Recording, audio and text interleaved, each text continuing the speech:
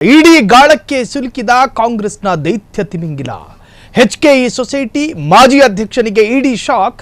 ಕಲಬುರಗಿಯ ಭೀಮಾಶಂಕರ್ ಬಿಲಗುಂದಿ ಮಾಡಿದ ಅಕ್ರಮವೇನು? ಹಾಗಾದ್ರೆ ಜಾರಿ ನಿರ್ದೇಶನಾಲಯದ ಗಾಳಕ್ಕೆ ಸಿಲುಕಿದ ಕಾಂಗ್ರೆಸ್ ಮುಖಂಡ ಎಚ್ಕೆಇ ಸೊಸೈಟಿ ಮಾಜಿ ಅಧ್ಯಕ್ಷನಿಗೆ ಎನ್ಫೋರ್ಸ್ಮೆಂಟ್ ಡೈರೆಕ್ಟರೇಟ್ ಶಾಕ್ ಕೊಟ್ಟಿದೆ. ಕಲಬುರಗಿಯ ಭೀಮಾಶಂಕರ್ ಬಿಲಗುಂದಿ ಮಾಡಿದ ಅಕ್ರಮವೇನು?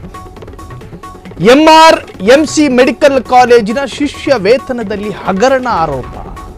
2018ರಿಂದ 24ರವರೆಗೆ 2 ಅವಧಿಗೆ ಅಧ್ಯಕ್ಷರಾಗಿದ್ದಂತಹ ಮಹಾನುಭಾವ 828 ವಿದ್ಯಾರ್ಥಿಗಳಿಗೆ ಸ್ಕಾಲರ್ಶಿಪ್ ನೀಡದೆ ವಂಚನೆ ಆರೋಪ. ನಾಯಿ ನರಿಗಳ ಅಮೇಧ್ಯ ತಿನ್ನಬಹುದಾಗಿತ್ತು ಈ ಕೆಲಸಕ್ಕಿಂತ. ಬರೋಬ್ಬರಿ 81.21 ಕೋಟಿ ಅಕ್ರಮ ಆರೋಪ. ಎಂಬಿಬಿಎಸ್ ವಿದ್ಯಾರ್ಥಿಗಳಿಗೂ ವಂಚಿಸಿ ಬಿಟ್ರ ಕಾಂಗ್ರೆಸ್ ಮುಖಂಡ. ಸೊ ಇಡಿ ಅಧಿಕಾರಿಗಳು ದಾಳಿ ನಡೆಸಿ ಬೃಹತ್ ಹಗರಣದ ತನಿಖೆಯನ್ನು ಮಾಡ್ತಾ ಇದ್ದಾರೆ. ಈವರೆಗೂ ಅವರ ಮೇಲಿರ್ತಕ್ಕಂಥ ಆರೋಪ, ವಿದ್ಯಾರ್ಥಿಗಳ ಹೆಸರಿನಲ್ಲಿ ನುಂಗಿ ನೀರು ಕುಡಿದ್ರ ಭೀಮಾಶಂಕರ್ ಬಿಲಗುಂದಿ. 2023ರಲ್ಲಿ ಸೆನ್ ಪೊಲೀಸ್ ಠಾಣೆಯಲ್ಲಿ ಪ್ರಕರಣ ದಾಖಲಾಗಿತ್ತು. ಮೊದಲು ವಿದ್ಯಾರ್ಥಿಗಳ ಖಾತೆಗೆ ಸ್ಟೈಪಂಡ್ ಹಣ ಜಮೆಯಾಗಿತ್ತು. ಬಳಿಕ ಖಾಲಿ ಚೆಕ್ಗಳಿಗೆ ಸಹಿ ಮಾಡಿಸಿಕೊಂಡು ಅಕ್ರಮವಾಗಿ ಹಣ ಡ್ರಾ ಮಾಡಿಕೊಂಡಿದ್ರ. ವಿದ್ಯಾರ್ಥಿಗಳಿಗೆ ಸ್ಟೈಪಂಡ್ ಹಣ ಸ್ವಂತಕ್ಕೆ ಬಳಸಿಕೊಂಡ ಆರೋಪವೂ ಕೂಡ ಅವರ ಮೇಲಿದೆ. ಇಡಿ ಗಾಳಕ್ಕೆ ಸಿಕ್ಕಾಕೊಂಡು ವಿಲವಿಲ ಒದ್ದಾಡ್ತಾ ಇದ್ದಾರೆ. ಅವರ ವಿರುದ್ಧ ಕೇಳಿ ಬಂದಿರತಕ್ಕಂತಹ ಅಷ್ಟು ಆರೋಪಗಳಿಗೆ ಸಂಬಂಧಪಟ್ಟ ಹಾಗೆ ಈಗಾಗಲೇ ಪ್ರಶ್ನೆಗಳ ಸುರಿಮಳೆ.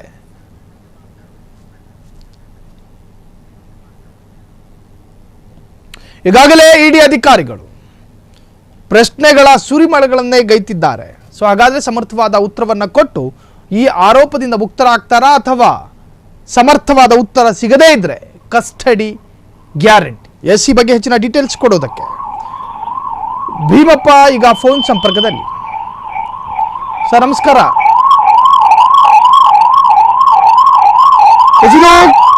ವಿದ್ಯಾರ್ಥಿಗಳ ಸ್ಕಾಲರ್ಶಿಪ್ ಹಗರಣಕ್ಕೆ ಸಂಬಂಧಪಟ್ಟ ಹಾಗೆ ಎಂಆರ್ಎಂಸಿ ಮೆಡಿಕಲ್ ಕಾಲೇಜಿನ ಶಿಷ್ಯ ವೇತನದಲ್ಲಿ ಹಗರಣ ಆರೋಪ.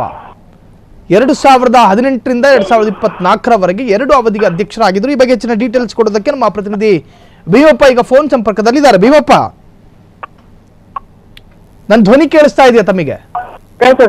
ವಿದ್ಯಾರ್ಥಿಗಳ ಸ್ಕಾಲರ್ಶಿಪ್ ಅನ್ನ ನುಂಗಿ ನೀರು ಕುಡಿದ್ರ. ಈ ಹಿಂದೆ ಜನ ಹೇಳ್ತಾ ಇದ್ರು ಮನುಷ್ಯರ ಅಮೇಧ್ಯ ತಿನ್ಬಹುದಾಗಿತ್ತು ಈ ಕೆಲಸಕ್ಕಿಂತ ಅಂತ. ಏನಿದೆ ಈ ಬಗ್ಗೆ, ಈ ಪ್ರಕರಣದ ಬಗ್ಗೆ ಹೆಚ್ಚಿನ ಡೀಟೇಲ್ಸ್ ಭೀಮಪ್ಪ? ಹೌದು ಸಾಯಲ್, ಏನಂದ್ರೆ ಭೀಮಾಶಂಕರ್ ಬಿಲಗುಂದಿ ಅವರು ಕಾಂಗ್ರೆಸ್ನ ಹಿರಿಯ ಮುಖಂಡರು ಕೂಡ.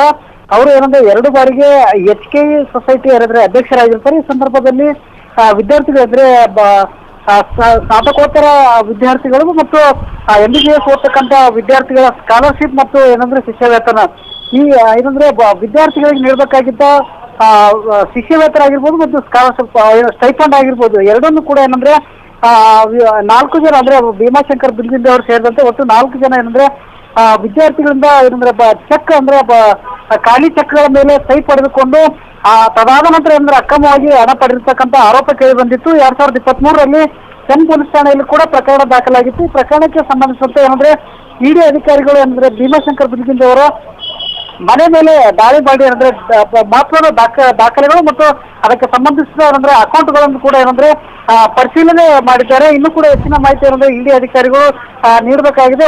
ಒಟ್ಟಲ್ಲಿ ಏನಂದ್ರೆ ಡಾಕ್ಟರ್ ಓದ್ತಕ್ಕಂಥ ಸ್ನಾತಕೋತ್ತರ ವಿದ್ಯಾರ್ಥಿಗಳು ಮತ್ತು ಏನಂದ್ರೆ ಎಂಬಿಬಿಎಸ್ ಓದ್ತಕ್ಕಂಥ ವಿದ್ಯಾರ್ಥಿಗಳ ಸ್ಕಾಲರ್ಶಿಪ್ ಭೀಮಾಶಂಕರ್ ಬಿಲಗುಂದಿ ಸೇರಿದಂತೆ ಒಟ್ಟು 4 ಜನ ಬಳಸಿಕೊಂಡ ಆರೋಪ ಹಿನ್ನೆಲೆಯಲ್ಲಿ ಇಡಿ ಅಧಿಕಾರಿಗಳು ದಾಳಿ ಮಾಡಿದ್ದಾರೆ. ಏನಂದ್ರೆ ತನಿಖೆ ನಡೆದಂತೆ ಹೇಳ್ಬೋದು ಸಾಯಿಲ್. ಭೀಮಪ್ಪ, ಇಲ್ಲಿ ಸಂತ್ರಸ್ತ ವಿದ್ಯಾರ್ಥಿಗಳು ಈ ಬಗ್ಗೆ ಆರೋಪ ಮಾಡಿರುವಂತಹದ್ದು ಎಲ್ಲೂ ಕೂಡ ಕಾಣಿಸಿಕೊಳ್ಳೋದಿಲ್ಲ. ವಿದ್ಯಾರ್ಥಿಗಳು ಏನಾದ್ರೂ ಹೇಳ್ತಿದ್ದಾರೆ ಹೇಗೆ?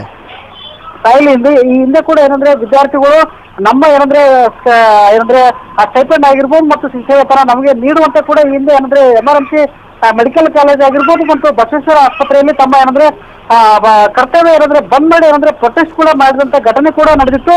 ಈ ಹಿನ್ನೆಲೆಯಲ್ಲಿ ಸೆನ್ ಪೊಲೀಸ್ ಠಾಣೆಯಲ್ಲಿ ಈ ಕುರಿತು ಏನಂದ್ರೆ ದೂರು ದಾಖಲು ಕೂಡ ಆಗಿತ್ತು. ಹೀಗಾಗಿ ಏನಂದ್ರೆ ಇಡಿ ಅಧಿಕಾರಿಗಳು ದಾಳಿ ಮಾಡಿದೆ ಅಂದ್ರೆ ತನಿಖೆ ಮಾಡ್ತಾ ಇದ್ದಾರೆ ಸಾಯಿಲ್.